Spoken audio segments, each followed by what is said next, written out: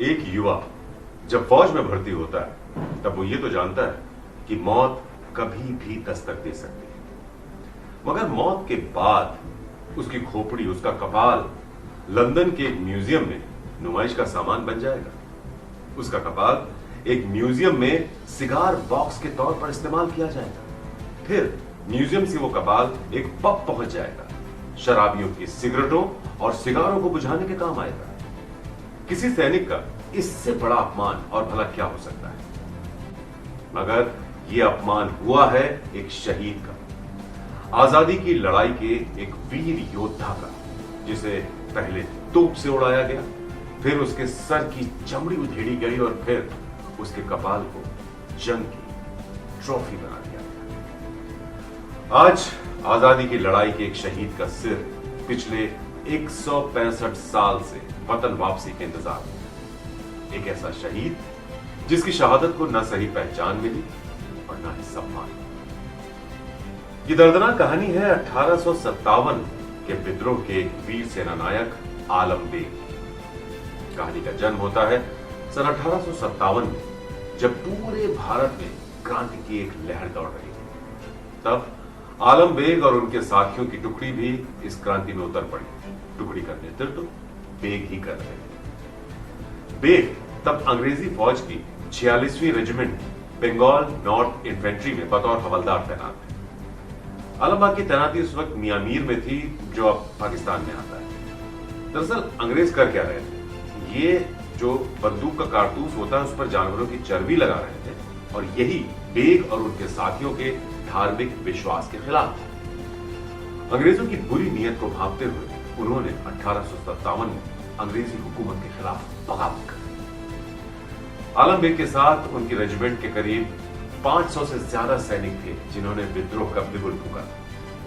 ये सारे सैनिक पंजाब की तरफ बढ़ रहे थे, रावी को पार करके अजनाला पहुंचना चाह रहे थे। तब अंग्रेजों ने चारों तरफ से इनको घेर कर गिरफ्तार करने के बजाय गोली मार दी। न मालूम कितने ऐसे वीर सैनिक थे जो रावी नदी के बहाव में बह गए। बाद में इनमें से गिरफ्तार करीब 282 सैनिकों को कोर्ट मार्शल नहीं किया गया, सीधे गोली मार दी। क्रूर अंग्रेजों ने मारे गए 282 सैनिकों के शवों को उनकी वर्दी, उनके मेडल के साथ अजनाला के एक सूखे कुएं में फेंक दिया। किसी को पता ना चले, कोई वहां से महक ना उठे, बदबू ना आए। तो कहते यह है कि उन्होंने चूना और कोयला कुएं के ऊपर डालकर कुएं को ढक दिया। बहरहाल 2014 में जब पंजाब के अजनाला में एक कुएं से ये नरकंकाल मिले, पड़ताल हुई, तब इस जघन्य वारदात का खुलासा हुआ। विद्रोही सैनिकों के मुखिया आलम बेग ही थे, और वही थे जो सिर्फ जिंदा बचे। गिरफ्तार कर लिया गया। बाद में आलम बेग को सियालकोट में तोप से उड़ा दिया गया और उनके कपाल को वॉर ट्रॉफी, जी हां, जंग की एक ट्रॉफी के तौर पर ब्रिटेन ले जाया गया। 1911 में ब्रिटेन का एक अखबार था द स्फीयर, उसने एक चौंकाने वाला खुलासा किया। उसने बताया कि व्हाइट हॉल के म्यूजियम में बेग के कपाल को एक सिगार बॉक्स के तौर पर इस्तेमाल किया जा रहा है। बाद में यह कपाल पता नहीं कैसे यहां से कैंट के एक पब द लॉर्ड क्लाइव पहुंच गया। 1963 में जब ये पब किसी और ने खरीदा, तब उन्हें यह कपाल पब के स्टोर रूम में मिला। जो पब के नए मालिक थे, पति पत्नी, ये दरअसल पुराने मालिकों के ही रिश्तेदार थे, जिन्हें बाद में ये पब मिला। तो शुरू में जैसा अंग्रेज हमेशा करते हैं, इन मालिकों ने भी, नए मालिकों ने भी इस कपाल के साथ फोटो खिंचवाई, पर बाद में इसे छुपा दिया। दरअसल पब के मालिकों ने जब ये कपाल देखा, तब उसके नीचे का जबड़ा गायब था और जो ऊपर के बचे हुए दांत थे वो भी हिल रहे थे। पब के नए मालिक पति पत्नी बाद में थोड़ा असहज हुए इस कपाल को लेकर, और उन्होंने उसे हटाने की सोची। अब ये खोपड़ी कहाँ हटाएं, किसे दें, कहाँ रखें, ये सवाल। तो नए मालिकों ने इस कपाल को गौर से देखा तो कपाल की आंख के एक गड्ढे में एक पुरानी सी चिट्ठी मिली। जब उन्होंने चिट्ठी में लिखी जानकारी को देखा तो पता चला कि इसमें एक पूरी इबारत लिखी हुई है। तफ्तीश शुरू की उन्होंने, इंटरनेट की मदद ली, लेकिन इंटरनेट पर कोई जानकारी नहीं मिली। तब फिर उन्होंने डॉक्टर वैगनर से, डॉक्टर किम वैगनर से संपर्क किया। डॉक्टर वैगनर लिखते हैं कि उन्हें 2014 में एक ईमेल मिला इस खोपड़ी के बाबत, और वो दरअसल पहले भी एक जाना माना नाम थे जो कॉलोनियल शासन था उसके बारे में शोध करते आए थे, पढ़ाते आए थे, इसीलिए पति पत्नी ने उनसे संपर्क किया।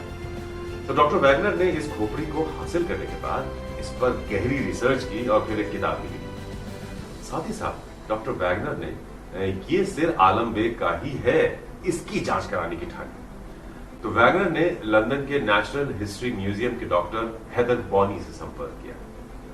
डॉक्टर बॉनी एक बहुत मशहूर साइंटिस्ट थे। उन्होंने अपनी तफ्तीश की और फिर ये तस्दीक की कि ये सिर एशियाई मूल के करीब 30 साल के किसी मर्द का है।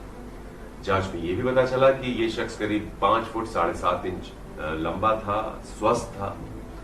डॉक्टर बॉनी ने यह भी बताया कि जो कपाल है उसके ऊपर यानी सिर पर किसी भी तरह की चोट या रगड़ के कोई निशान नहीं। ये एक अहम डिस्कवरी है, यानी मौत के बाद इस कपाल को या तो उबाला गया या फिर गलने के लिए खुला छोड़ दिया गया। सोचिए, जब खाल हटी तब इस सिर को एक ग्रिजली ट्रॉफी के तौर पर इंग्लैंड ले जाया गया। ग्रिजली ट्रॉफी दरअसल किसी दुश्मन को ताकत से परास्त करने की एक निशानी मानी जाती थी, जैसे अमूमन शिकारी उस जमाने में किया करते थे।